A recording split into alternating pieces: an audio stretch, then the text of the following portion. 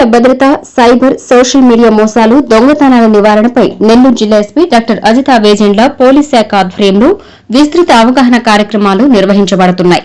అందులో భాగంగా ముత్తుకూరు సంఘమిత్ర కార్యాలయంలో ఏర్పాటు చేసిన కార్యక్రమంలో Krishnapatnam port station SI Srinivasulu Reddy మహిళలకు అవగాహన కల్పించారు. సోషల్ మీడియా వేధింపులు, ఆన్లైన్ మోసాలు, దొంగల పట్ల అప్రమత్తంగా ఉండాలని మహిళలకు ఎస్ఐ సూచించారు. సోషల్ మీడియా, సైబర్ మోసాలపై అవగాహన కల్పించారు.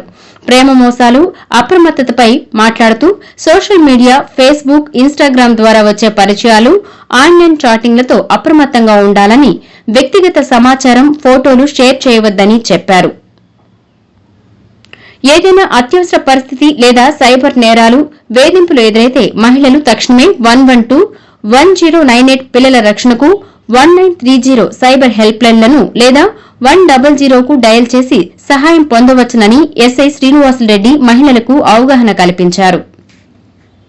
ఈ కార్యక్రమంలో పోలీస్ అధికారులతో పాటు deputy MPDO Hemanth Kumar, area coordinator, APM, సీసీలు, ముత్తుకూరు మండలంలోని పొదుపు సంఘాల మహిళలు, సంఘమిత్ర సభ్యులు తదితరులు పాల్గొన్నారు.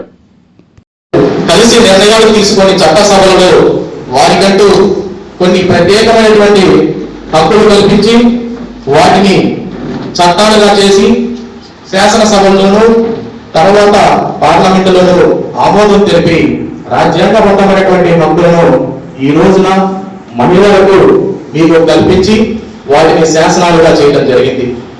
వాటికి సంబంధించినటువంటి హక్కులు ఏవైతే ఉన్నాయో ఆ హక్కుల సమాజంలో ఉన్నటువంటి ప్రతి ఒక్క మహిళ మీద ఉన్నది. వారు ప్రస్తుతం ఎదుర్కొంటున్నటువంటి సమస్యలలో భాగంగా పనిచేసేటువంటి ఉద్యోగుల దగ్గర వారు లైంగిక వేధింపులకు పాల్పడడంతో వారి కోసమే పోష్ యాక్ట్ అని చెప్పేసి ప్రభుత్వం తీసుకొని రావడం జరిగింది.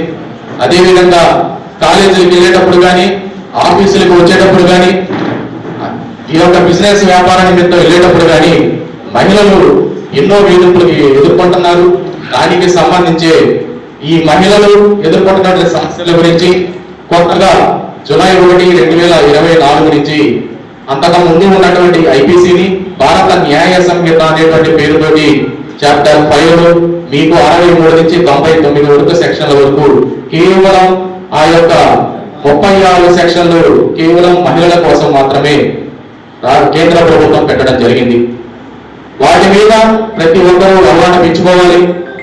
వారు ఎదుర్కొన్నటువంటి సమస్యలు ఏవైతే ఉంటాయో ఆ సమస్యలన్నింటినీ కూడా మీ కుటుంబ సభ్యులకు కానీ, తర్వాత మీ బిడ్డలు ఎవరైతే ఉంటారో వాళ్ళు ఎదుర్కొన్నటువంటి సమస్యలు తల్లితో తప్పితే అంత స్వతంత్రంగా, అంత ఫ్రీగా ఎవరితో చెప్పుకోలేరు.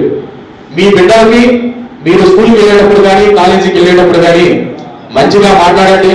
వారు ఏ విధమైనటువంటి సమస్యలు ఎదుర్కొంటున్నారో వాళ్ళని బుజ్జగించేసి వాళ్ళని మాట్లాడతారంటే వాళ్ళు చెప్పేటువంటి సమస్యలు విని వాటిని చిన్న సమస్యలుగా తీసుకోకుండా మీరు మీ యొక్క పరిధిలో సమస్యల పరిష్కారం చేసుకోగలిగితే సంతోషం.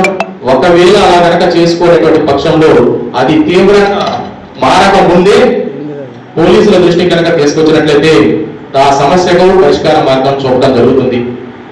ఎవరు కూడా బహిర్గతం అనేది చాలా మంది ఇప్పుడు ఉన్నటువంటి మహిళల్లో మా యొక్క కుటుంబ సభ్యులను తీసుకొని వెళ్ళి పోలీస్ స్టేషన్ కనుక తీసుకెళ్తే అక్కడ బహిర్గతం చేస్తారేమో, పరువు పోతుందేమో అని చెప్పేసి అనుకుంటారు.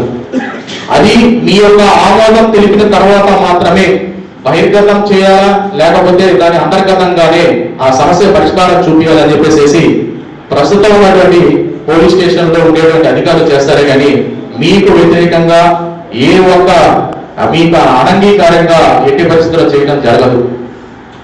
కాబట్టి ప్రతి ఒక్కరు కూడా మీరు ఎదుర్కొంటున్నటువంటి సమస్యలు ఏవైతే ఉంటాయో వాటన్నిటిని కూడా మీరు అవగాహన పెంచుకొని మీకు నిజంగా సమస్యలు ఉన్నట్లయితే కన్సర్న్ పోలీస్ అధికారులు కానీ, లేకపోతే డైల్ 112 ఇప్పుడే చెప్పిన ఏసై గారు ఆ సమస్యకు పరిష్కార మార్గంలో భాగంగా వాటికి కనుక కాల్ చేసినట్లయితే 10 నుంచి 15 నిమిషాల్లో మీ యొక్క ఇంటి ప్రదేశానికి చేరుకొని మీరు ఎక్కడైతే సమస్యను ఎదుర్కొంటున్నారో ఆ సమస్య వద్ద పోలీసులు ప్రత్యక్షం అవడం జరుగుతుంది. అలా అని చెప్పేసి చిన్న చిన్న వాటికి, అవసరం లేని వాటికి కూడా మీరు నిజంగానే కనుక డైల్ 112 కాల్ చేసినట్లయితే అది కనుక అవసరం లేనిది అయినప్పటికీ కూడా అవతల ఉన్నటువంటి వ్యక్తి నిజంగా అవసరం ఉన్న వ్యక్తి కనుక అతను అవతల అదే టైంలో ప్యారలల్ గా ఒకే టైంలో కనుక చేస్తే ఉండేటువంటి పోలీస్ అధికారులు తక్కువ మంది ఉంటారు కాబట్టి నిజంగా జరిగిన దగ్గర అన్యాయం జరుగుతుంది. ఎక్కడైతే మన అవసరం లేని చోట చిన్న చిన్న సమస్యలు ఏదైతే ఉంటాయో ఆ ఒప్పందం అయిన దగ్గర మాత్రం మన అవసరం లేకపోయినా పిలిచినప్పటికీ కూడా ఎవరైతే నిజమైన బాధితులు ఉంటారో వాళ్ళు బాధపడడం జరుగుతుంది. కాబట్టి మీరు దయచేసి ప్రతి ఒక్కరు కూడా ఎంతవరకైతే అవసరం అవుతుందో అప్పుడు మాత్రమే ఆ యొక్క 112 కాల్ యొక్క సేవలు కానీ ఆ SHO యొక్క సేవలు కానీ వినియోగించుకోండి. అదేవిధంగా ప్రస్తుతం ప్రెసెంట్ ట్రెండ్ అవుతున్నది సోషల్ మీడియా. ఈ సోషల్ మీడియా